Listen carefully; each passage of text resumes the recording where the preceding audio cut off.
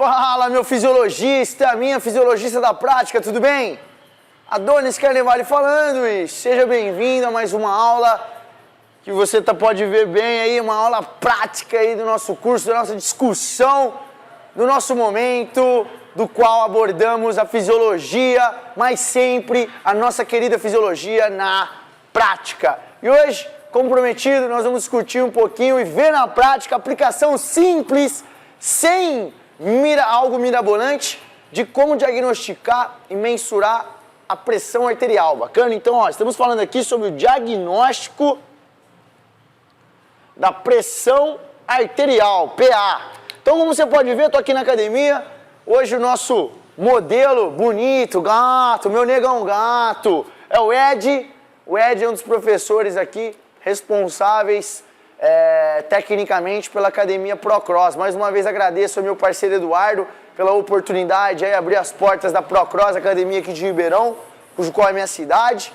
E agradeço também a disponibilidade e tempo do meu querido amigo Ed, beleza? Mais um dos grandes aí educadores físicos que tenho a honra de conhecer.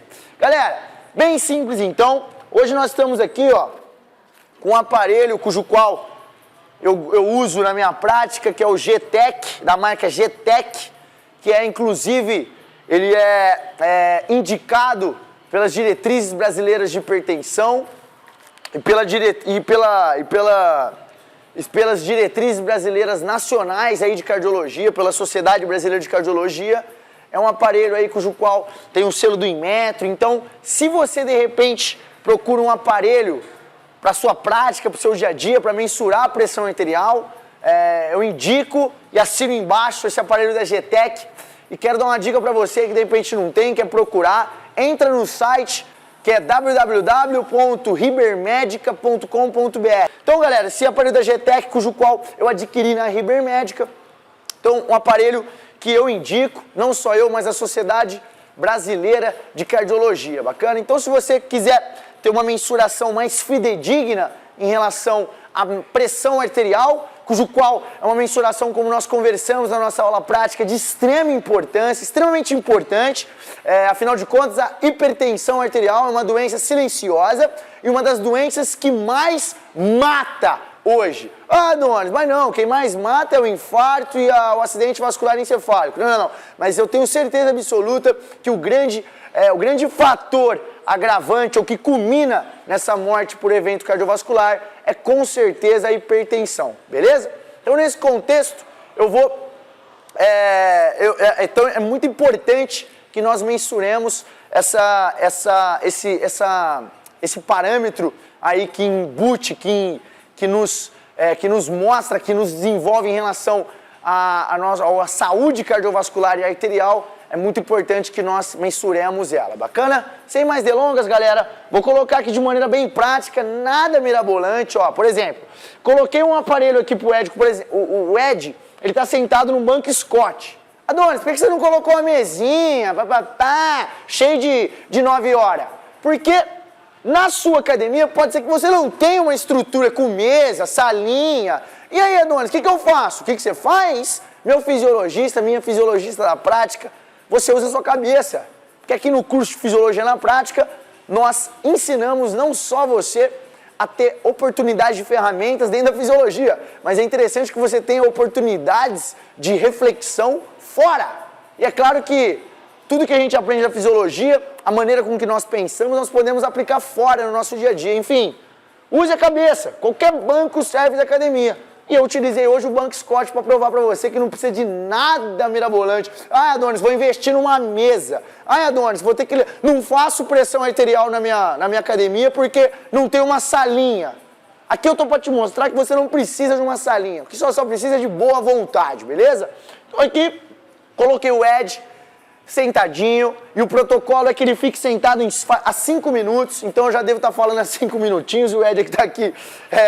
quietinho, tranquilo, sem conversar com ninguém, sem nenhuma alteração. E aí eu vou ter uma maior fidedignidade em relação à sua mensuração de pressão arterial em repouso, beleza?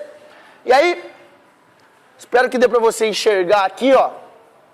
Vou sentar, apoiar o aparelho na minha perna. Vou pedir pro Ed me estender o braço esquerdo, por gentileza, Ed. porque aqui ele fica mais próximo do coração. Então o Ed tem um braço grande pra caramba. O negão tá violento, né, negão, nos treinos. Turma, eu vou colocar o aparelho pelo braço do Ed. Interessante que ele fique na linha braquial aqui do braço, próximo à artéria braquial, e vou fechar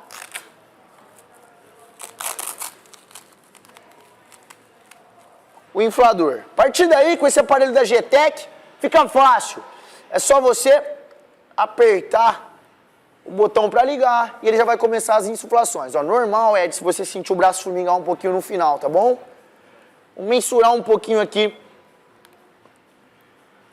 da pressão arterial do Ed. Lembrando que a pressão arterial se divide em duas, valores sistólicos e valores diastólicos. E aí na nossa aula principal aí, em relação a doenças cardiovasculares, nós vamos aprender de maneira mais profunda aí do que significa e qual a diferença entre os dois valores. Perfeito, o Ed está com a pressão de nenê, 129/83. Perfeito, Ed. Galera, então mensurei a pressão do Ed. Se você quiser até ver aqui, ó, como que sai no aparelho. Pressão do Ed deu 129, dá para enxergar? 129/83. Aqui, ó, perfeito. 129/83. Então, 129 milímetros de mercúrio por 83 milímetros de mercúrio de pressão diastólica. Então, a pressão do Ed, nosso querido modelo, 129/83.